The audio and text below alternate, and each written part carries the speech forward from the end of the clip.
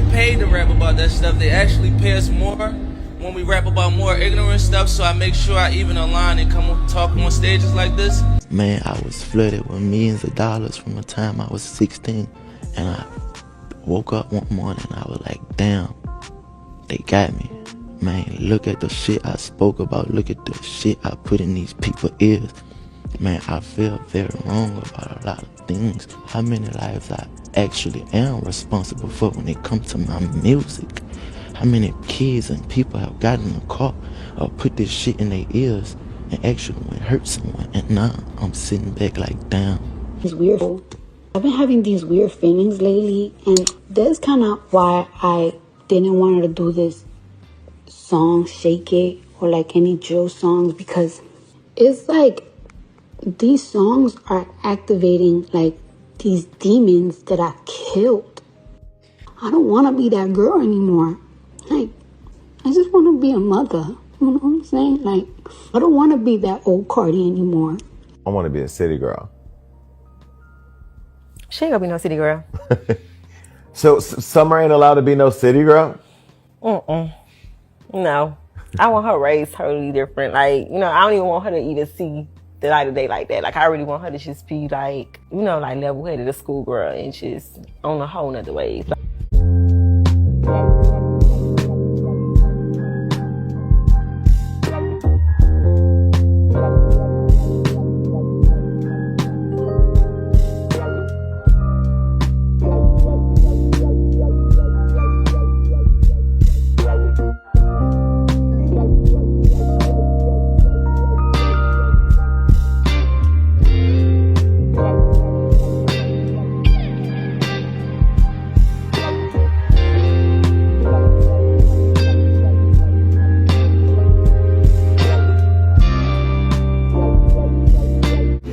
Rap, spit fire, Got a little close. and all that. It's like I asked. I had Cuba Links the other day, right? And I asked him about the door. Is there a door? Only if you decide to build your house in another man's backyard, right? You know, only if you decide to put your career in someone else's hands. Only if you decide to go into the quote-unquote music industry as opposed to creating your own industry. So if you're going to build your house in another man's backyard, yes, there's a door. If you're going to go in the music industry or music business, yes, there's a door. If you're going to go your own route independently, like I've done, then you're building your own door and walking in your own house.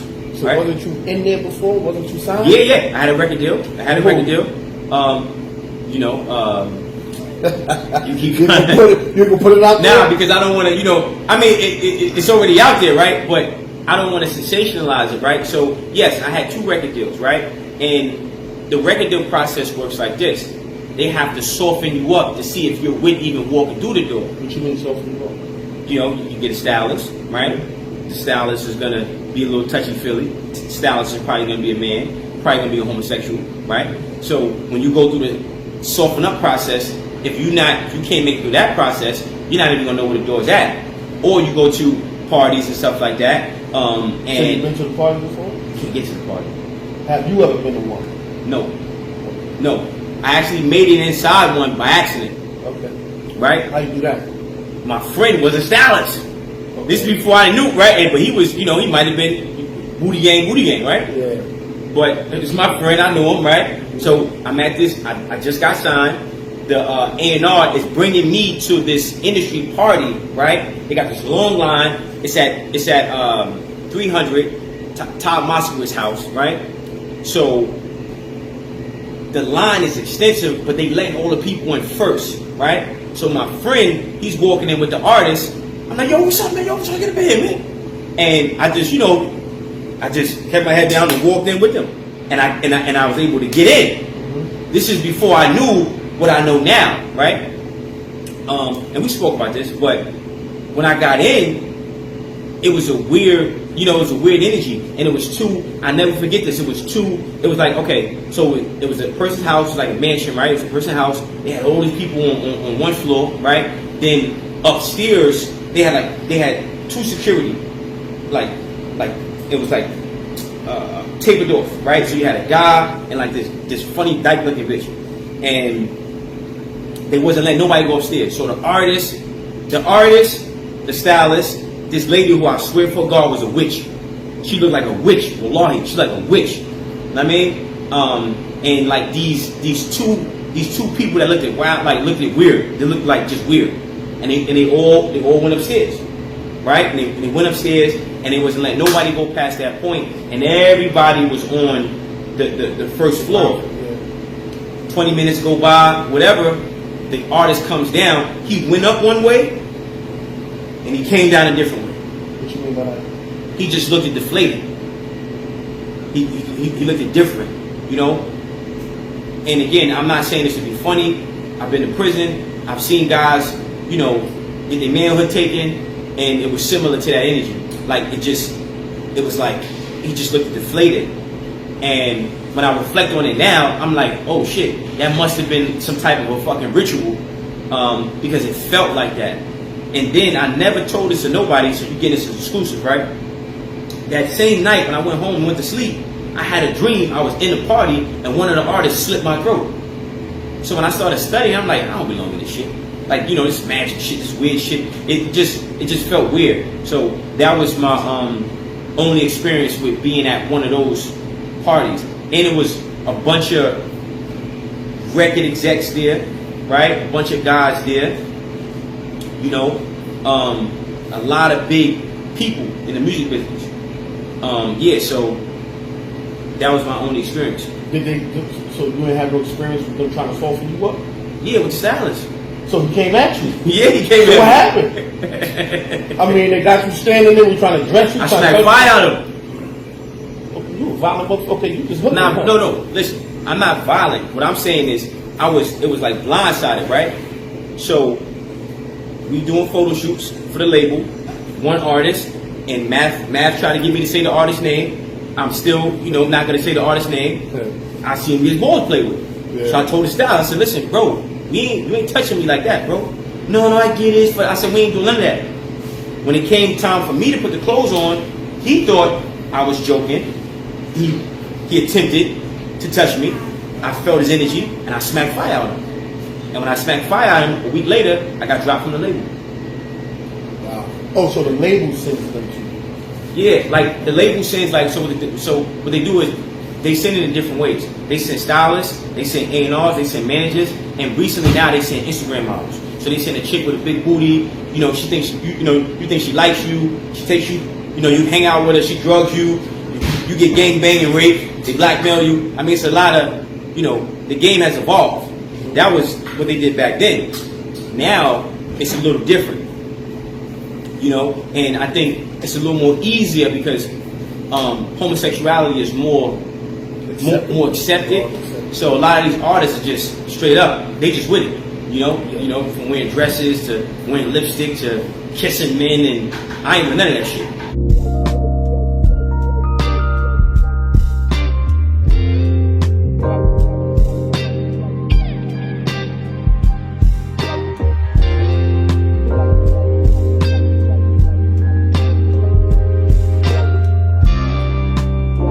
I kind of like broke it down, and Math was trying to get me to say the names and shit, like really say niggas' names. I'm like, I ain't gotta do that because I don't want to fuck brothers' lives up like that. Yeah. But I'll say this: the music business is ran by the devil.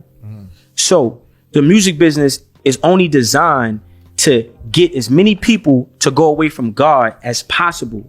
So what happens is the devil needs workers, and by workers, he needs people who have influence, who can mislead or misguide people away from the light into the darkness. So this is why the artist is powerful. So the artist is the mouthpiece. Okay? The artist is the mouthpiece between the devil and the fan. And the artist's job is to get you to throw up these weird signs. What are you doing this for? This is the Baphomet. I don't fuck with this. So don't think I'm throwing this up because I don't fuck with this. I'm just showing you when you see these signs, when you see the checkerboards, when you hear them talking about demon time and drill and kill and all this shit. Even the actual beat and the BPM, it's all 808 drums. This is all low vibrational shit. So what happens is the artist is only the tool used to push the message of the devil. It's a spiritual war. So what happens is, in order for that artist to be in position to even mislead the people, they have to be worthy. This is hazing. This is the hazing aspect of it. So when you look at colleges, you look at fraternities, you have to be hazed in order to get to pledge, to be a pledge. That's a fact. In order to climb the ladder in the music industry, you have to be hazed. And when you're getting hazed, you're getting fucked in your ass. You say like basically this homosexual ritual. The higher they get is more hazing they gotta do. Yes, because it's more. You gotta people listen. And it's not about being a conspiracy theorist. God said this: my people will perish due to lack of knowledge. All right. Look at the name of your show. So you got to do the science. You got to have knowledge, wisdom, and understanding. You got to look at what's going on so you understand the purpose of it. Yeah. Yes, if you're in a fraternity, right, or you're in the army, or you whatever it is, there's levels. You can't get, if you're a police officer, a sergeant, they got stripes on it. You know what I mean? Yeah. They got stripes for reasons. Them bars represents years, nigga. You heard? Yeah. So in order for you to climb this ladder, every ladder of success, there's a level of hazing attached to it. These are the rituals. But they're evil and satanic because the whole industry is ran by the devil. I didn't say you can't be successful. You just can't be successful in the music industry and still keep your soul. So these artists, they're getting fucked in the ass because that's their ritual. That's their rite of passage to get to the next level of witchcraft, magic, or whatever that is. And the reason why I expose it, not because I'm trying to be a cool motherfucker, is I want black people to understand that we have to stop letting these other people from not in our culture dictate how we create and how we use our culture, our projects, our music. You know what I'm saying? 10,000%, bro. I mean, I'm like one of those culture type of people too, and I kind of grew up like with that type of mentality. But they getting fucked though. Let's be clear. This ain't no. When you listen, and these art, they getting fucked, and they mad because they can't do nothing. You know why they can't do nothing? Let me say this last thing. They can't do nothing because the record labels, the execs, they date rape these artists.